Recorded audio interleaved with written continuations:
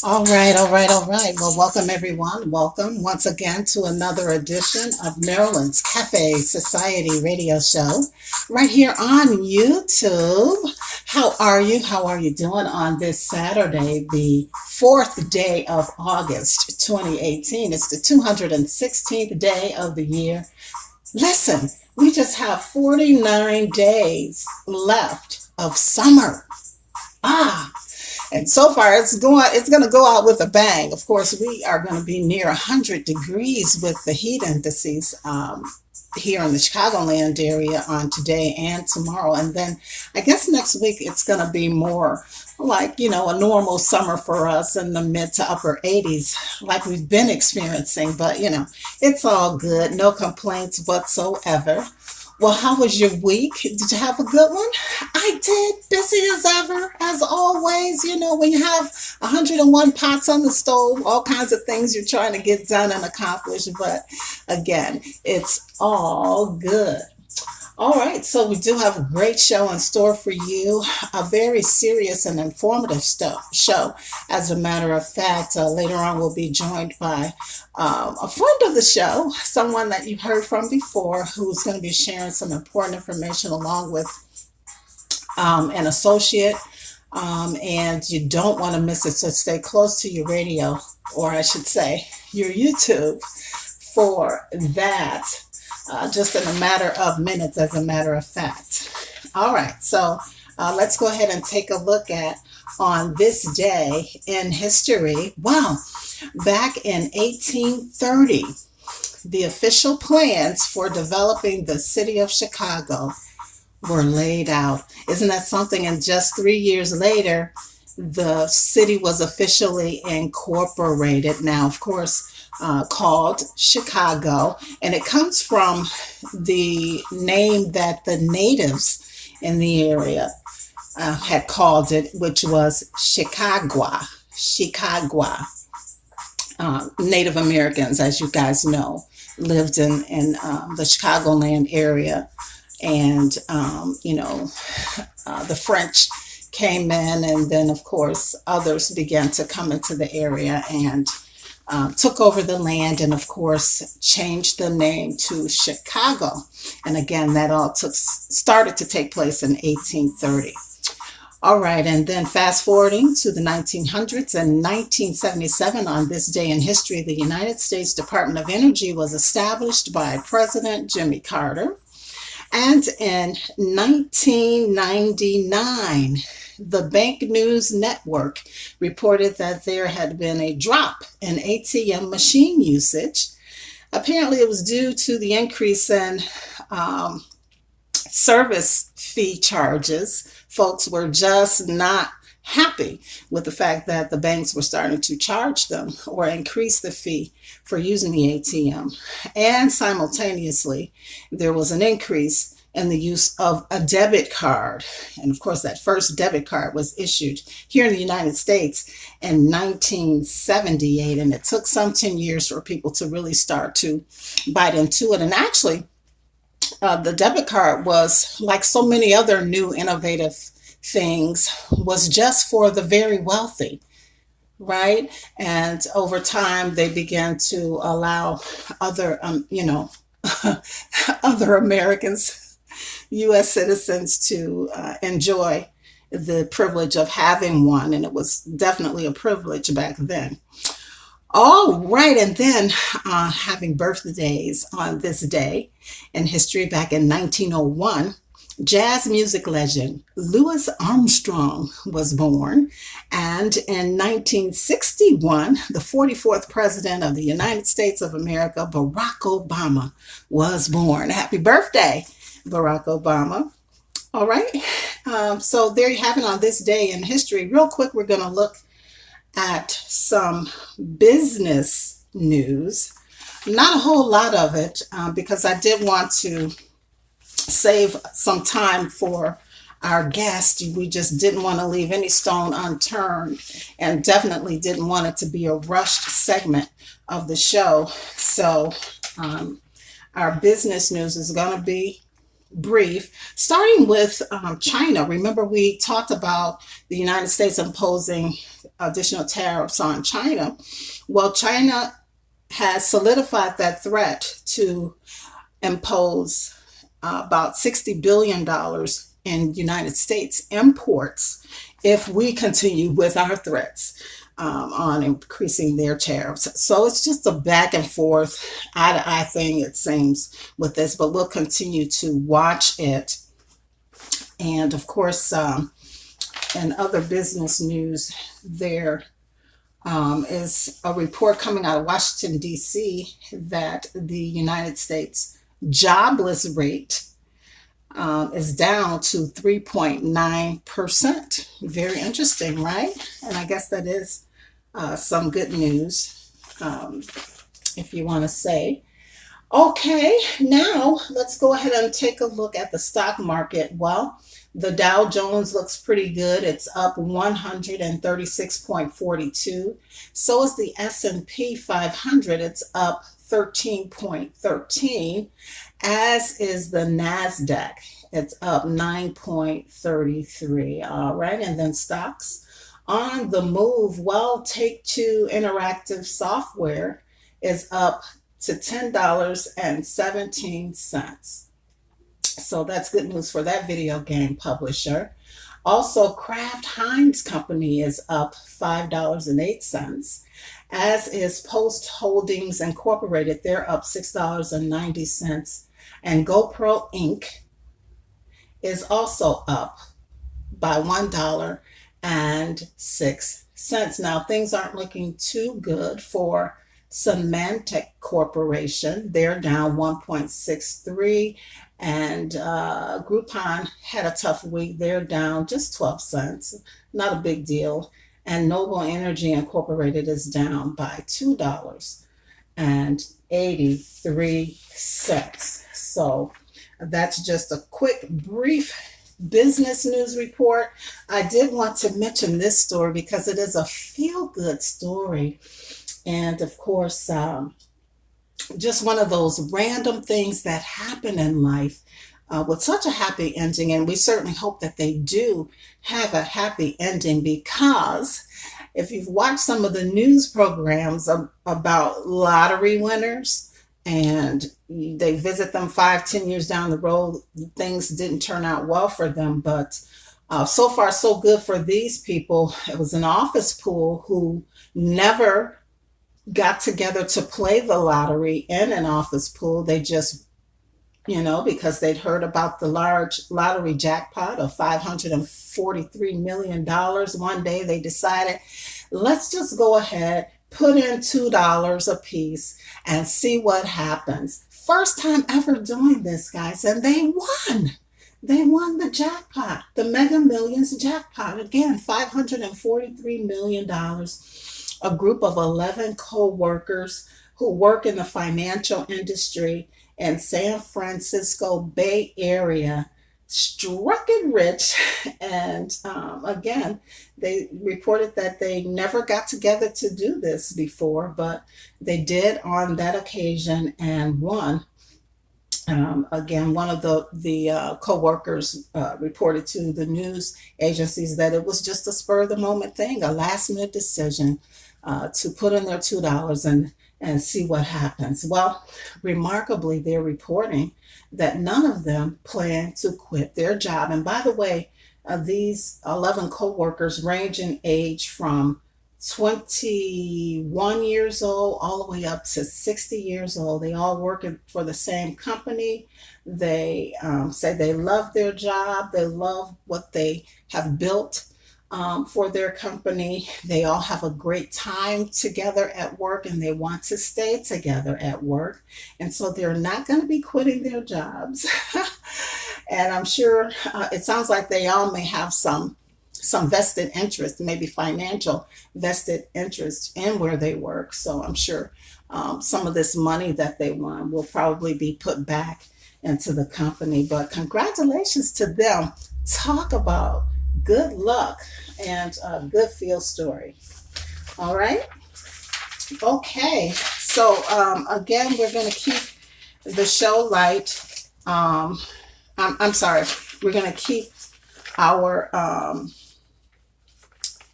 uh, yeah, our introductory part of the show a bit short today because again, I wanted to make sure that we had plenty of time for our guest who's going to be calling in momentarily in the next 5 to 10 minutes to, of course, talk about an important topic that I think we all need to know about, and that is has something to do with the environmental um, climate that we live in, with all of the issues that are going on. And so we're going to focus on two particular things that you need to know.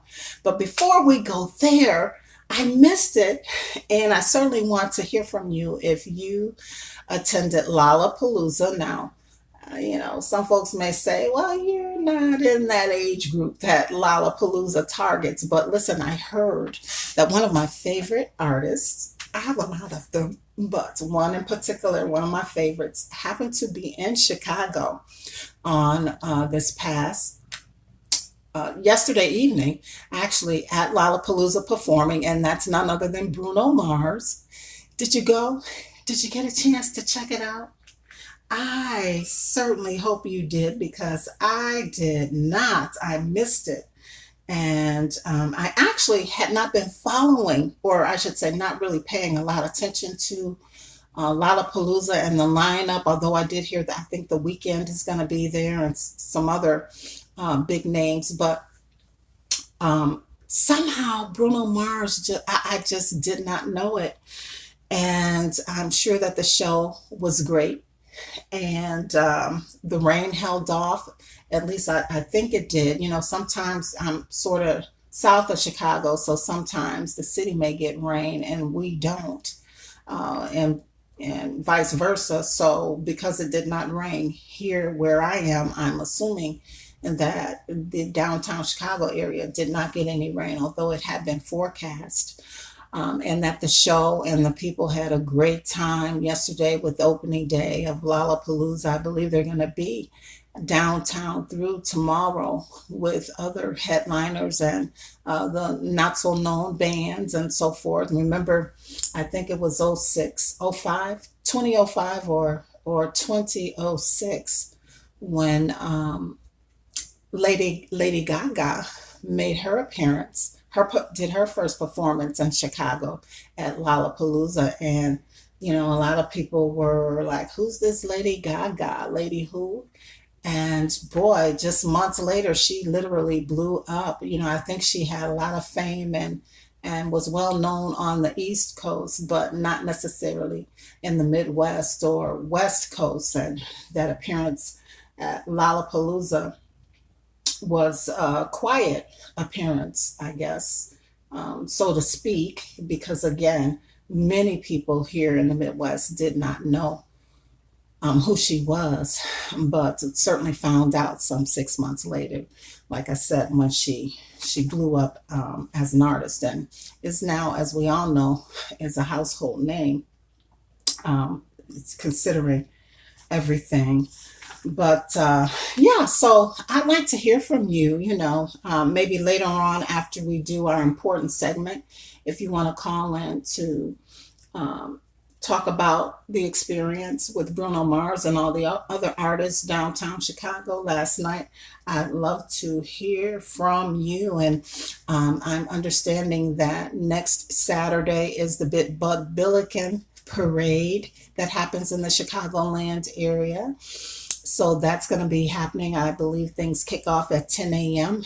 and usually by noon, the television portion of the parade ends. But everybody who's ever attended the Bud Billiken parade knows that the parade could go a whole nother hour hour and a half after that. And then, of course, the big celebration that happens or culminates in Washington Park. So, because of my schedule, I will not be able to be there once again, but we certainly wish all the parade participants and everyone involved a happy, fun time, which is what it usually is. And then there's a lot of other events and things that are happening next Saturday as well. I know that Earth, Wind, and Fire, another one of my favorite groups, will be rolling through the Chicagoland area, I believe on the 18th of August, at Ravinia. I'll have to double check that really fast, but they're going to be here in town, and prayerfully, I'll be able to attend that and let you know, maybe do some footage or some segments from that area that night that they're in Chicagoland at the Ravinia, and let you know how things go. Now, I have over my lifetime had an opportunity to catch them on two or three occasions, I believe, and they absolutely put on a wonderful, wonderful show. It is a fantastic show. So I expect nothing less. And again, I'll definitely keep you guys posted as things continue to develop regarding their appearance here in the Chicagoland area. I'm just looking for the date for you real fast here. I believe it is the 18th of August, but let's see here.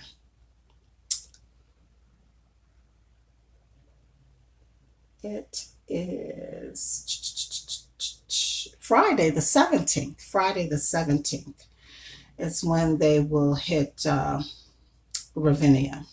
Okay. So plan accordingly, folks, and hope to see you there. All right. So now we're just waiting for our guests to call in and share some important information, as I've been telling you. You're going to hear about momentarily here. Let's see. Let's go here and just see what that last email was about. Okay. So yeah, while we kind of stall and wait for our guest to tune in again, if you attended the Bruno Mars performance and just Lollapalooza in general yesterday, reach out to me at some point via the comments on the YouTube channel or Facebook. You know, you can find me at Marilyn's Cafe Society on Facebook. And you can also catch me on Twitter and let me know how that performance went. All right. So let's just pause here for a minute and get our guest lined up here on the phone. So I'll just kind of go to some theme music for a minute while we get that set up. All right. Don't go anywhere. Stay right where you are.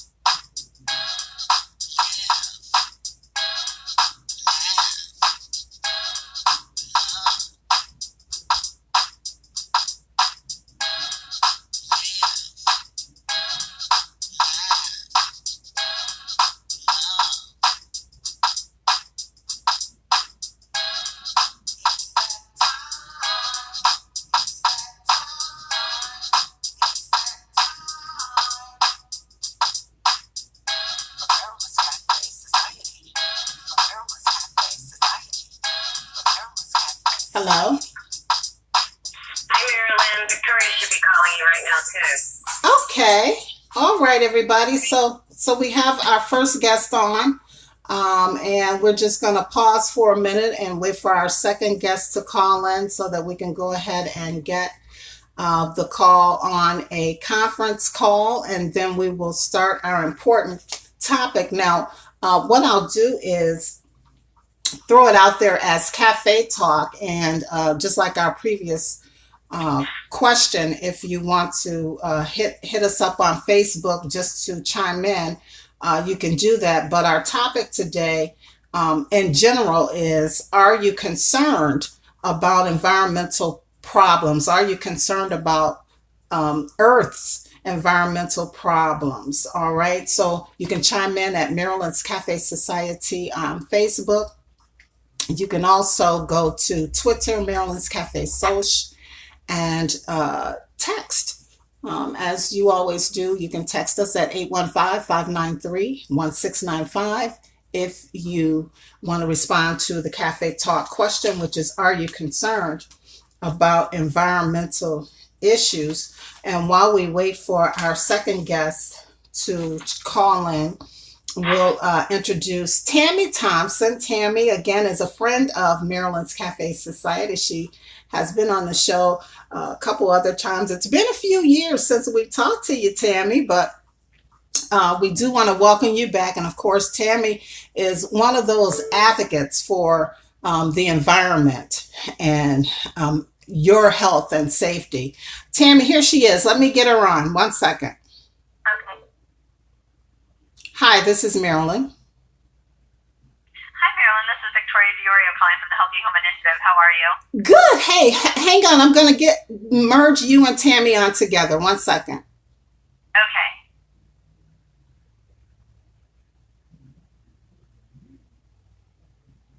All right. Let's see here. Tammy, are you there?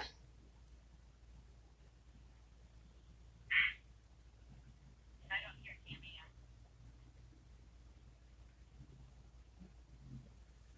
yet. All right. Let's see. What am I not doing here? Hmm. For some reason, it's not working. Hold on, Victoria. Hold on. Okay. You just send me a text when you know we're going on air. Sure. Right. All right, folks, hang on. We're trying to get Tammy back on the call. We have our second guest, Victoria, on, um, but Tammy is lost in the mix somehow. I'm not sure what is happening with this call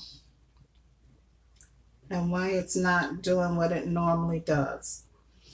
So let's see if we can do this.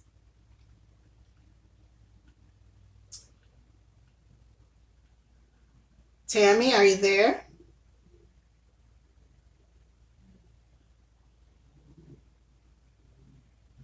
Very interesting.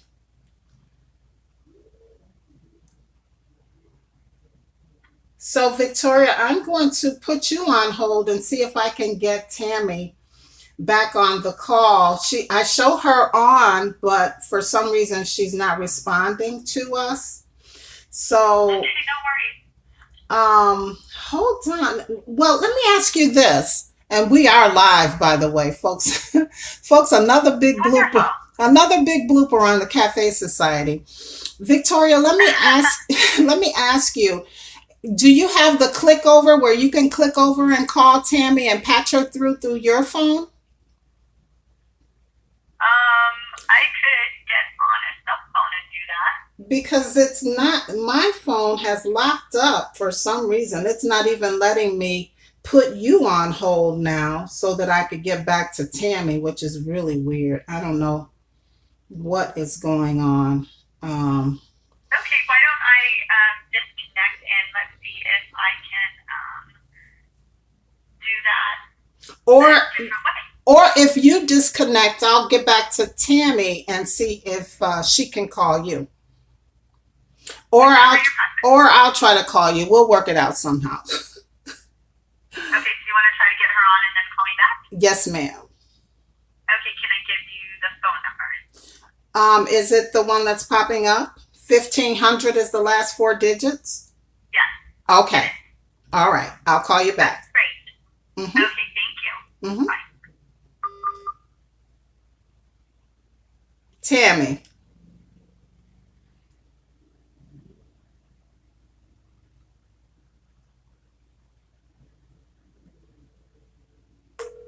All right, folks, we're getting Tammy back. Hi. Hi. Tammy, yeah, my phone wasn't allowing me to merge the call. So I'm going to, maybe I have to initiate the call in order for that to happen. So I'm going to give Victoria back on and put you on hold and see if that works. Okay. Hang on. Okay. So now we're going to go back and see if we can make this work, folks. I'm telling you, it's always something. It is always something with this show and things happening. I just try to keep a great sense of humor Victoria? because Victoria, there you are. Okay, now let me see if we can make this merge. Tammy, I'm here. Victoria, Yay! Victoria. Success. Okay, so apparently I have to initiate the merge. Okay. And again, hey, Tammy, you might know we are live, and Victoria, we are live. So this is all going to be on video, but it's live. Anything can happen live when you're a one man show. so, Absolutely. so we made it happen. So let me go ahead once again, folks, and back up. We do have Tammy Thompson, a friend of the show, on who, as I stated, is an environmental advocate. She's been on it from way before the first time I met her, probably 7, 8 years ago. And of course, joining her on this conference call and show is Victoria Dioria, Diorio. Dioria, who is co-founder and owner of Dior Builders, which is a home building company that was the first to ever receive an award from the American Lung Association. Featured, they've also been featured on WGN. They've partnered with the American Lung Association to build safer, greener, cleaner, and healthier homes. They've also partnered with Healthy Child, A Healthy World, and again, just an advocate for safer, greener, cleaner homes and healthier homes. So I want to welcome both of you ladies, Victoria and Tammy, to the Cafe Society. Thank you. All right. So, again, the cafe talk that we threw out, everybody, is are you concerned about environmental problems, Earth's environmental problems? You can chime in on Facebook, Maryland's Cafe Society, or go to Twitter at Maryland's Cafe Social, or you can text me, 815-593-1695. In the mean in between time, we're going to kind of narrow that broader topic down to what we would like to discuss today, and that is mold and indoor air quality. Now, Tammy, when you were here some years ago, the big uh, topic was coal ash. And, you know, and I will at some date, maybe someday, maybe another time, do an update on where things are going with that. But now, mold and indoor air quality is a big concern. Well, it's always been in my research I've discovered, but it's becoming more and more talked about today. And so I guess the big question that some folks may have is what is mold?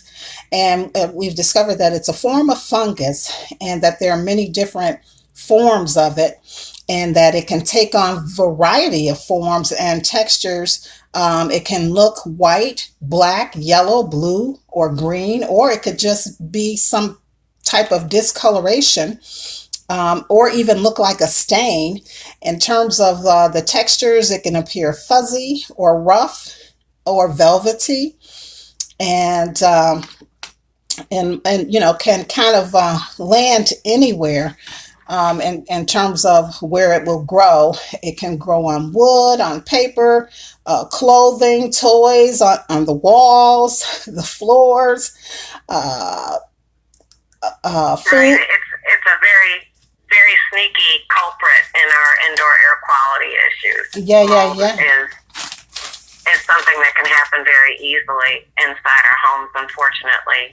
And you don't have to have a lot of water damage to cause the destruction. It can grow inside our closets, under our cabinets, anywhere you don't have a lot of air circulation but a lot of high humidity. Ah. And it's been an ongoing issue for years inside homes and buildings and schools, but unfortunately, climate issues, building materials, um, it's easy for biological contamination to spread throughout your home and create problems. And because of my issues, that's how I found out about your homes. Victoria has made great strides in trying to help protect our indoor air quality with better building products and sources. And Victoria, I'm sorry, if you want to share what you're doing. Sure. Mold is by far the number one culprit of indoor air pollution in terms of less than ideal air quality, and mold really, unfortunately, can make people very sick. So, and I don't know if previously you have ever talked about sick building syndrome or anything like that, Marilyn, on your show, or I know Tammy, you and I have spoke about it, but there's so many people today that just don't feel well inside their homes, whether it's chronic fatigue, a headache, allergy symptoms, asthma. There's just a whole host of symptoms that someone can feel, and very often they don't really know what's going on. Sometimes they don't even really realize that it's in their home. And I think when people start to realize it, they go, wow, I felt okay at work, if in fact that's the case, and sometimes it's not, but, and then I come home and, I don't feel so well, or I have allergies, it must be the carpet, and I have many, many people who will often say to me things like, something's just not right. And the first thing we do is, ask if there's been water damage or if they suspect mold. I am not a mold expert. Tammy, you really get into the details of mold. What I do primarily is, refer people to mold experts and have their homes tested if we suspect mold. But we also just look at the home in general. New construction and building and renovation could be one culprit that we look at, but sometimes it's also a matter of seeing just what's inside their homes. Is it carpet? How old is the carpet? What cleaners do you use? There's so many questions we start to ask if people aren't feeling well. And our indoor air quality in our homes are 2 to 10 times worse than our outdoor air quality. Now think about that. I mean, our outdoor air, and we all kind of go, oh, outdoor air is sometimes polluted unless we, have those crisp, clear days in certain areas of the country where we go, oh, it's really nice to breathe outside. Barring any pollen or any of the things that people could naturally be allergic to. Right. And it's worse. And why is it worse? It's the things that we're constructing a home with. It's the furniture we're bringing in. It could be the clothes we're bringing in. It could be the cleaners. Wow. We are literally bringing in so many chemicals into our homes that most of us don't even think about. And so that's kind of what we focus on. Obviously, my passion is building materials, but I really try to educate the public from foundation to food. So we start at the foundation of a building project or a new build or renovation project, but then it goes so much deeper. It's about literally what we're bringing into our home. Yeah, yeah, and hence you, of course, won this award for making sure that the homes you build are safer, greener, cleaner, and healthier. How do you do that? I mean, is it the drywall you bring in? Is it the wood, or are you framing the homes with metal? How do you do that, Victoria? Framing with metal would be nice. It's extremely cost Mm. prohibitive, but Oh, it's I prohibited. have a what? It's prohibited. Cost prohibitive. It's very Oh, oh, expensive okay. to do metal instead of wood, just from a framing and a cost perspective. But Yes, I was going to say, I thought I read where that, yeah, it is in use. It's just very costly. I hear you. Okay. it's costly, but it's a wonderful way to build, without a doubt. I guess I'll just tell you a little bit. If I have a couple of minutes, I'll just tell you a little bit about the journey on how I got here and into the building industry. And it's really my husband's a custom home builder with Dior Builders. Dior Builders has been in business building homes for over 40 years. My company, or my husband's been in the company for over 20. And when I was pregnant with my first child, which was in 2004, Anthony got really sick. Anthony is my husband, and he just got very sick. And I had known him for several years, and he really hadn't been sick. He was kind of like the epitome of health. Didn't get cold, didn't get sick. It was very odd, and I remember it well. And being pregnant with my first child, I was like, wait, stay away from me, and what's wrong with you? Get away from me. I don't really care about you right now. I was a new mom, soon to be new mom, and he got flu-like symptoms. He got really sick, and a week later he was okay. About 2 to 3 weeks later, he got sick again, and really sick, flu-like symptoms, missed work, in bed, and went to the emergency room. They, turns out, misdiagnosed him with something, gave him antibiotics. So a few weeks after that, he was down again. Oh, no. And so this was a repeated process. And it started out going, it's just allergies.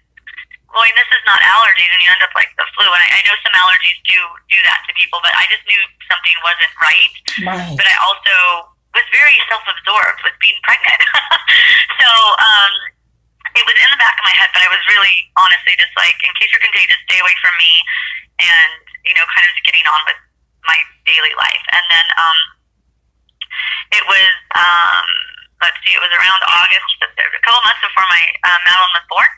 I was with my husband when he went to close up a home, meaning he went to make sure everything was locked, everything was cleared out of the house, and closed up for the night. When he came out to the car, when he went in, he had covered his nose and mouth with the inside elbow of his arm, to cover his nose and mouth and run inside the house. He came back very quickly. He was in there for about less than a minute and a half. And on the funny side, I started laughing, going, okay, Superman, it was just so fast. He doesn't move that fast. I was laughing. And I looked up at him, and his bright blue eyes, crystal clear bright blue eyes, were bloodshot red like a hound dog. No. And I mean bloodshot. And they were just perfect, and it was like 2 minutes. And I instantly had this surge into what I call my freak out moment of saying, oh my gosh, what's going on in there? It's that house. The house is making you sick. And he goes, no, as he's wiping tears away from his eyes. He said, no, it smells in there, but it's okay.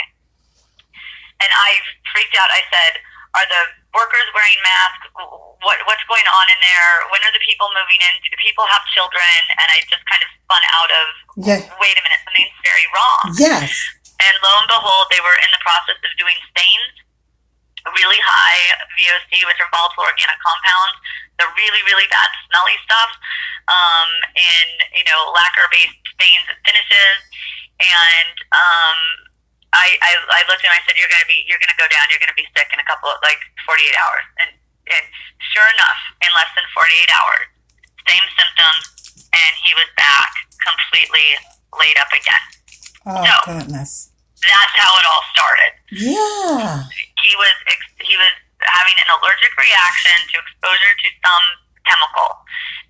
It was a bang up year in the building industry, so he was going from home to home, and in that close to finishing process, where all of those really highly volatile organic compounds are wafting through the air, triggered him to be very sick.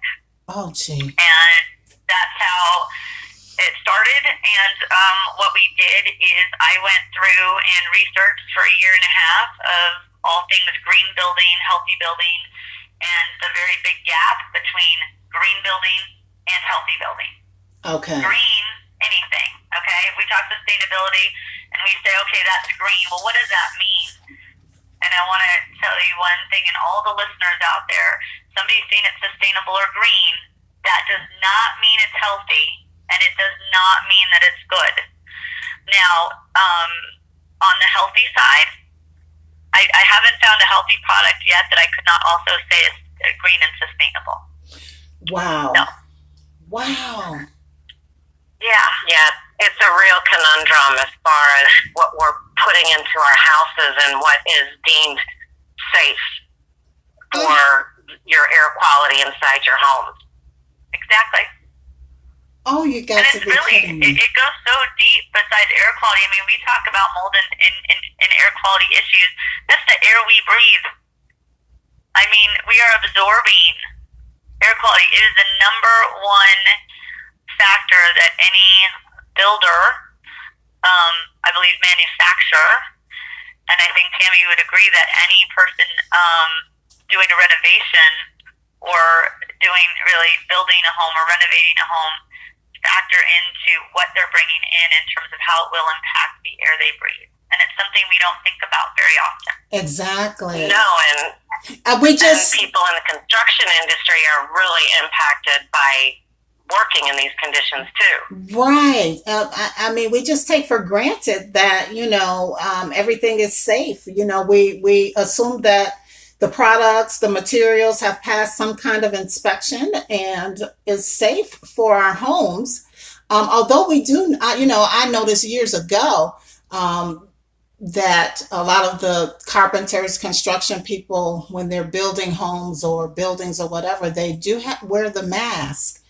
I often wonder, but I thought, oh, it's just because of the dust, when they have to sand things and so forth and so on. But it really is for their health as well. Well, we are in a desperate need for better products and better methods in building materials. That's for sure. And unfortunately, we're depleted in the construction industry because who wants to literally break their back and blood, sweat, and tears to be subjected to it? Because these gentlemen and women that are in these trades, their insurance costs are high, the coverage is low, and it is just really heartbreaking to know what their physical outcomes are in those industries. But it's also coming into our homes, leaching into our kids, and our health, and it's impacting all of us tremendously. Absolutely. Well, and let's talk a little bit about masks on a construction site. I can tell you, in certain, commercial construction for sure, I would say small builders and their subcontractors are the least likely to wear masks. You can have them on the site, you can provide them, and so many will just opt not to. It just depends on what the trade is. Are they painting? Are they doing drywall? Are they doing drywall mud? Are they sanding? There's so many aspects of building or renovating a project, and each trade that goes in there has what they need to deal with. And is it going to produce dust? Are they handling a chemical? You go into a deep rabbit hole. So overall, it's always a good thing for the workers to be wearing masks. Some of the dust that that we're seeing right now have something called SVOCs. So those are the chemicals that ride on dust that we can test for later in indoor air quality. They're not the ones that we can actually smell. So VOC is like a really strong paint smell or a really strong stain smell. That's just going to be there. You can wear a mask and it'll help, but it's in the air. Right. The mask will help protect you from the dust, and that dust, what could be riding on that? I mean, when you look at building products and you can pull out a bag of something and it will say, wear a mask. This product contains silica is one of them. Like to say this product contains silica known to cause cancer. Oh. Right on the back. Mm-hmm. And silica dust is what they use in making cement products and drywall and things like that. The unfortunate part is like you said, Marilyn, is we're under the misconception that these things are regulated, we're protected, and we're safe, and we're not. Everything is under basically a trade secret rule. So companies can put all these products, and we are literally, our homes are off-gassing, leaching into us through what we're breathing and sitting on and experiencing. Oh boy, yeah, it's a lot to wrap your mind around. That's for sure. But thank goodness we have builders like Dior Builders who are at least making that effort to make sure that homes are as healthy as they could possibly be. And perhaps there are some folks out there, or Victoria, you and your husband may also be involved in with this Healthy Child, Healthy World, and the American Lung Association and others with making sure that we can come up with these greener, more sustainable, healthier materials, or would the cost of that just be so astronomical that it would price people out of building homes or having renovations made? No, not necessarily. We're getting a lot better. So the good news is that it is not all gloom and doom. It's a matter of really being educated of what we're bringing into our homes. Specifically, we're talking, building construction right now. But, there's so many other things that we can do as well. Drywall in general is, it's a wall board. So there are regulations. So we don't want to, have your listeners think is that nothing is regulated. I mean, everything is regulated to a point. I mean, while it's structural, it's fire rated. There's numerous regulations that go into it. It's just not the regulations that we're necessarily looking for. However, indoor air quality has become one of the number one concerns of many companies.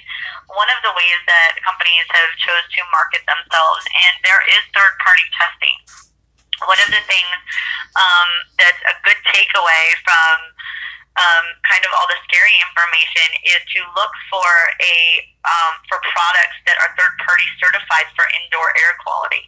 Okay. And Green Guard Environmental Institute, it's actually now Underwriter Laboratories, but there is a logo called Green Guard Gold.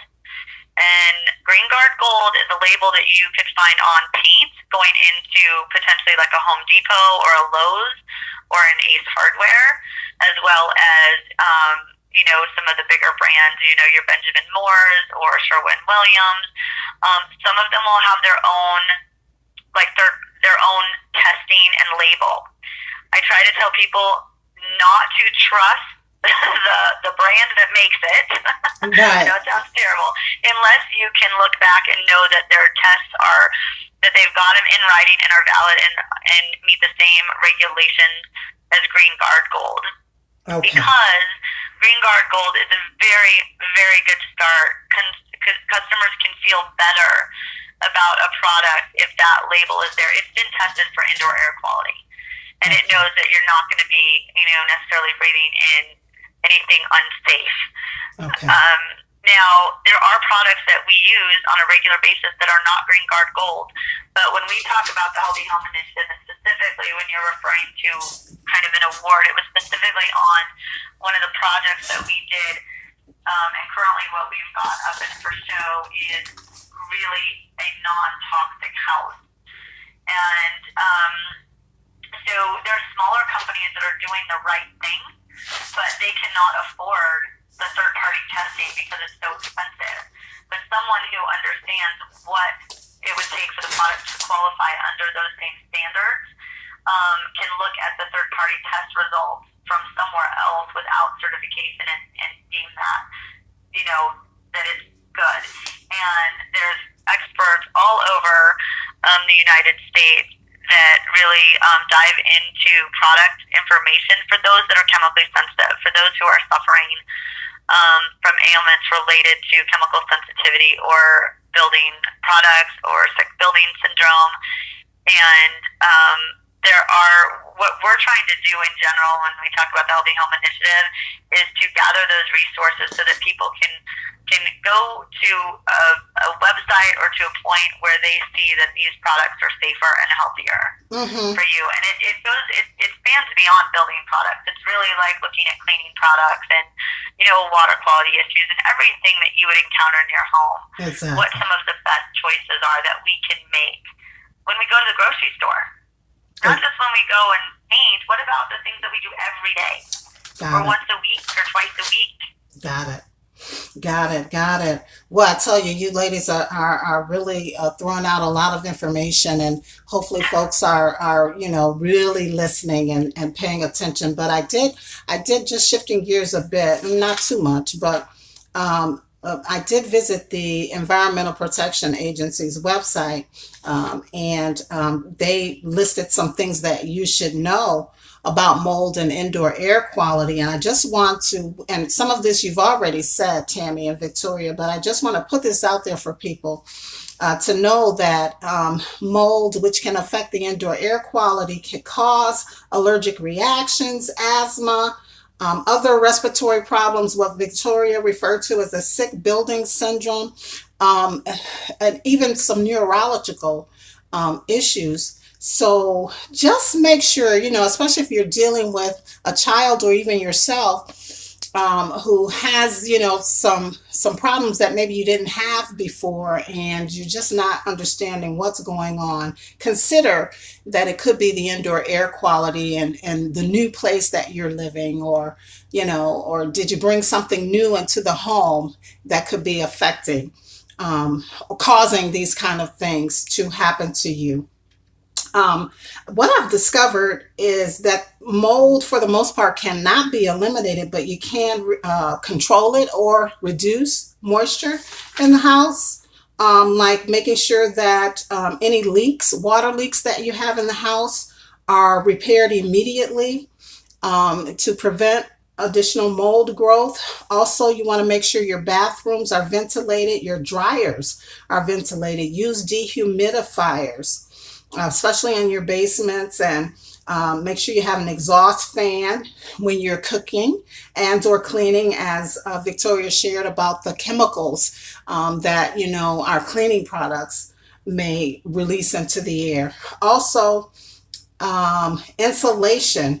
I've discovered that if you insulate areas that are prone to extreme temperatures, like your windows, exterior walls, the piping, the roof, the floor, if it's well insulated, you can reduce or prevent condensation, which condensation creates moisture, and moisture makes it possible for mold to start to grow. Also, the things that we've always heard but may have never understood, like don't put carpet in your bathroom, don't put carpet in the kitchen and other areas in your home where moisture can develop. And if I left something out, ladies, let me know. How about cleaning those surfaces where you may have discovered some mold building? Well, in our experience, unfortunately, which is 2 homes with mold, and previously living in a fence line community, which is near chemical companies, we have become significantly chemical sensitive in addition to getting very sick.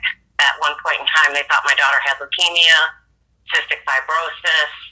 We were chronic with sinus infections and what they thought was strep throat, and it just kept getting worse and worse and worse, to the point that by the time we left the last place, she was vomiting blood and couldn't walk. Oh. And unfortunately, we moved into another situation where more water damages happened again. And again, we were all very, very sick again. And you can suffer significant memory loss, brain issues. The chemical sensitivity has gotten so worse, but your symptoms can go from something minor to something major in a relatively quick period of time, unfortunately. And just keeping airflow in your home to prevent mold, even in your closets, underneath your cabinets, putting in baking soda or those moisture eliminators can help keep humidity from rising too high in those areas, because it can grow and you might not even know it or see it, but you're experiencing health impacts because of it. Oh, gee. Yeah. So learning how to manage your home and where sources could be coming from is the biggest part of it, because people will leave work and be very sick, like our schools, our teachers, and our students are subjected to a lot of conditions because the buildings are old, or on the job, whether you work at a company, the toxins in the air, be it mold or VOCs or whatever, you could be getting sick and not even know where it's coming from or why. Gee whiz. So you have to become your own investigator. You got to be Sherlock Holmes. Building science is literally what it is. Your building is a science project. One of the things I will throw out, if you are not feeling well in your home, and if or if you feel fine but you just suspect because there's that you can actually smell like a musty smell, or in a basement, or just musty smell after water damage or anything like that, it's really important to try to find the source of that. And that's where professionals really come in and pick up the phone and call. And I suspect mold. There's mold remediators and things like that, and that helps a lot. Sometimes it's not mold. There's also VOC tests that you can. If you're sick in your home, there's these simple tests that you can do and get some reads on what that could be. It's usually really good to have someone who can understand those tests to do it for you, or get them ordered for you and go over the test results. But the most important thing is, if you suspect mold, to pick up the phone and take a proactive approach for your own health. Oh, boy. Well, and our experience, I'd like to share what we've been through. A lot of organizations or companies aren't strictly regulated or have rules, like our state doesn't have rules about it like other states do, as far as mold and community shared spaces, etc. Testing for a number count of mold in your home does not make sense, especially when they test the air quality outside. And that's why they have high pollution action days and mold alerts outside. It can migrate into your home. But the thing is you're worried about the species of the mold, not the count of the mold. There is no limit that's set for standard testing as far as a mold count inside your home that would make it safe or not for you in the long run.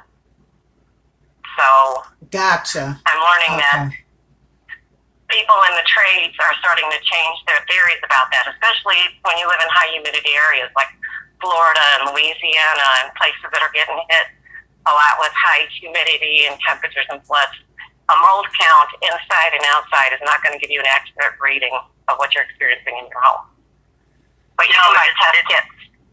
Very much about the type of mold species that is going on, because some of the mold create mycotoxins, and those can make people very sick. Yeah. And so you're really looking for the species of mold. Yeah, got it.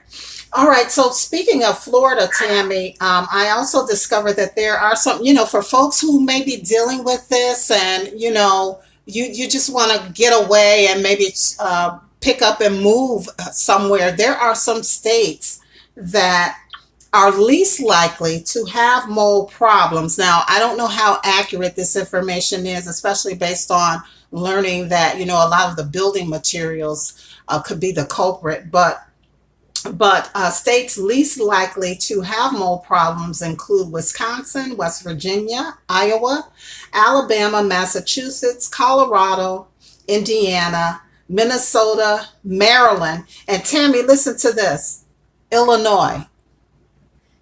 Yeah, I beg to differ with that, especially with the floods, our inundated systems that are overwhelming homes, and they're backing up and having, storm drain backups inside their homes.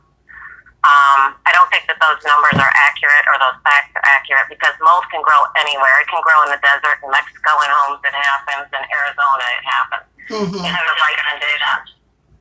All you need is the right temperature and humidity and poor air circulation. In addition to everything that you own is basically mold food.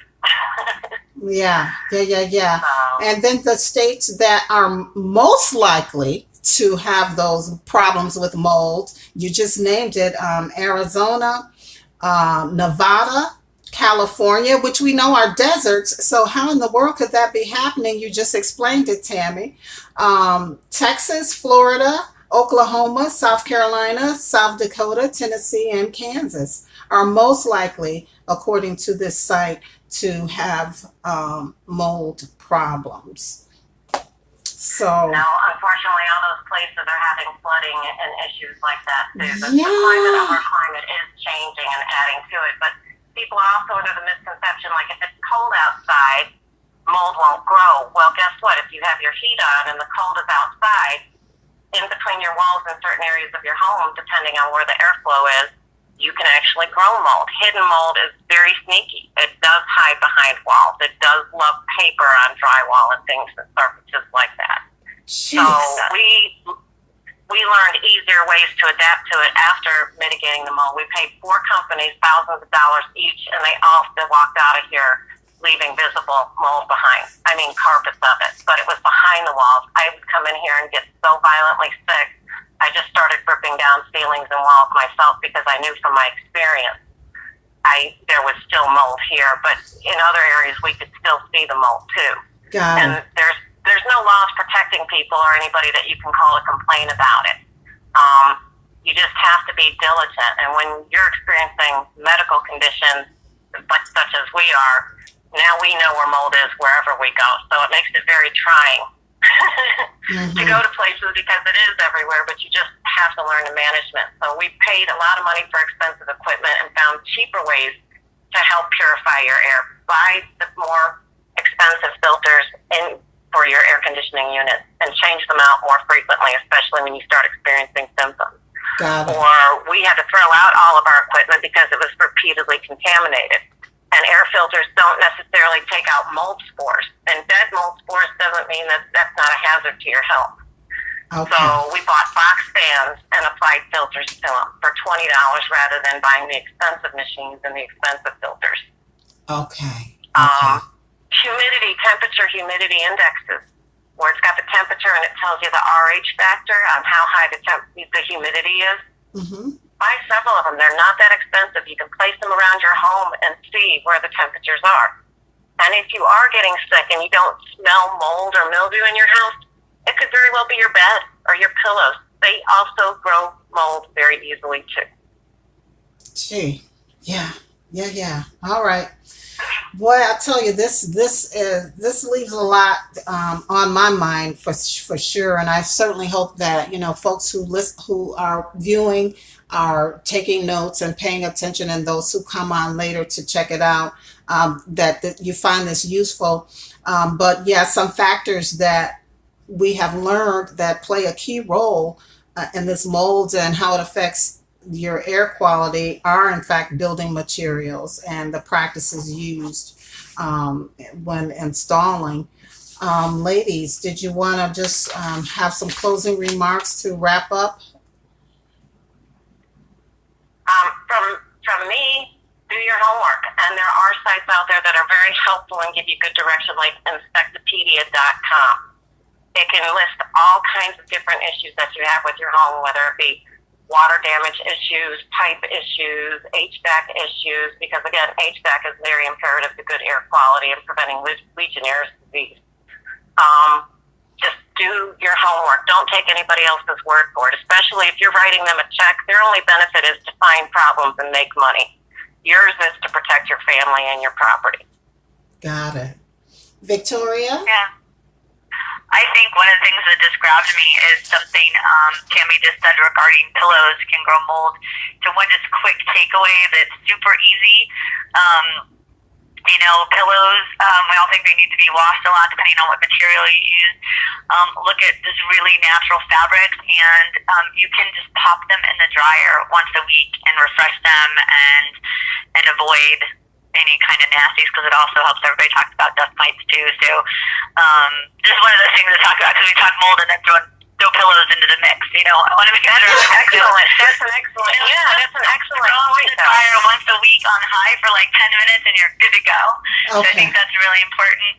And I think if I only have one closing remark, it's there's a lot of things that are available, but consumers, we each and every one of us, with the dollars that we spend on everyday products, not just building materials, but a cleaning product, the food that we buy, the choices that we make, are really our most powerful tool to get companies to realize change. It's happened in the food industry with non-GMO, and so I just kind of encourage people to really research what you're buying in general, and vote with your pocketbook, and definitely, if you are not feeling well inside your homes, investigate and make some calls. American Lung Association has a hotline as well that can help you with indoor air quality issues as well.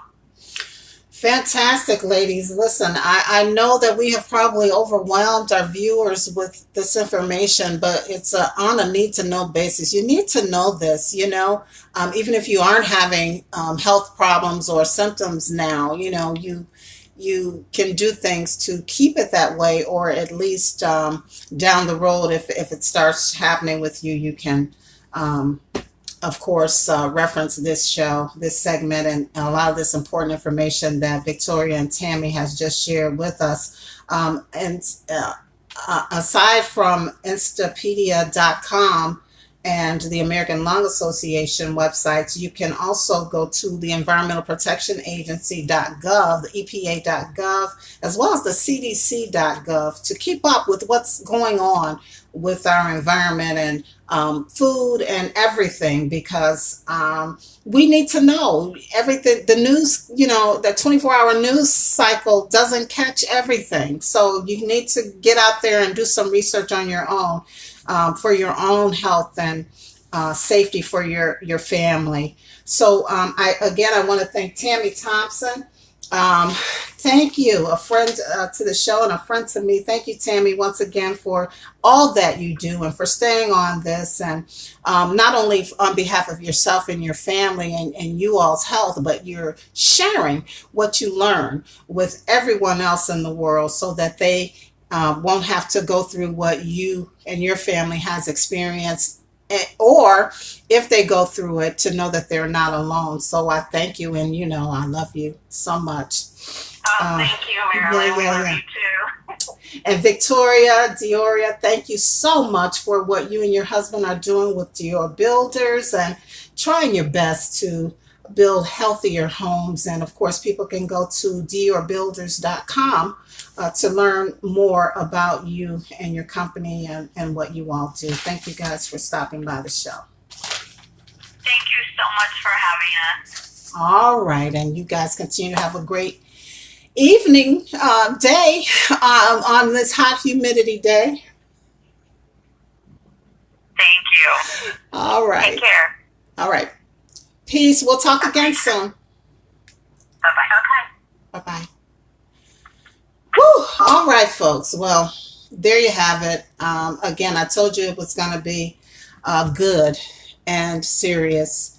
And, I kind of tried to make light of everything, but it is a serious situation here with things that we have to contend with living here on planet Earth and not even be aware of it. So if it wasn't for people like Tammy Thompson, who was out here, in the trenches, doing all the work, doing all the research, learning as much as she can, not only for herself and her family, but putting it out there to share with you, me, to let us know the seriousness of it, and then taking it a step further by fighting. She's actually fighting, to have laws and regulations put in place to keep us safe and healthy. So again, thank you, Tammy Thompson, and of course, introducing me to Victoria Dioria, founder, co-founder, co-owner of Dior Builders. The company sole purpose for existing is to make sure that homes are built as safely and as healthy as possible. And again, as they've shared with us, and some of the information that I put out there, it's a serious thing, indoor air quality. So just make sure you educate yourself, and of course, check out Tammy and those websites that we put out there so that you can stay abreast to everything that's going on. All right, so we went over, but it was well worth it because I wanted to make sure that you guys put that out there, because sometimes people are getting sick and they don't know what is going on. I've never had allergy problems. I've never had lung problems. I've never had this. What is going on? Well, that's part of the problem, the indoor air quality. And again, materials that are in your home, things that you bring into your home. We just have to be extra careful, folks. We really have to be extra careful. Hopefully, not to the point of paranoia, but just be careful. All right, and take care of yourself, and get that information so that you can keep yourself and your families healthy and safe. Okay, well, that's going to do it. I'm all talked out. Remember, you can always find me on Twitter, Marilyn's Cafe Social, and comment. You can comment here on the YouTube channel, Maryland's Cafe Society. Make sure you like and subscribe us, and of course, share us with your friends as well. And you can find me on Facebook, Maryland's Cafe Society on Facebook, and comment there. You can text or call 815-593-1695 to share your input on the information that we shared here as well. Okay. Well, I gotta leave you as I always do and let you know what love is. And today, love is knowing it is not a dream. Huh. And of course, as always, folks, if you don't do anything else this week, be sure that you live, you laugh, and you love. It's been a pleasure and a privilege. Peace, everybody. Have a great rest of the weekend.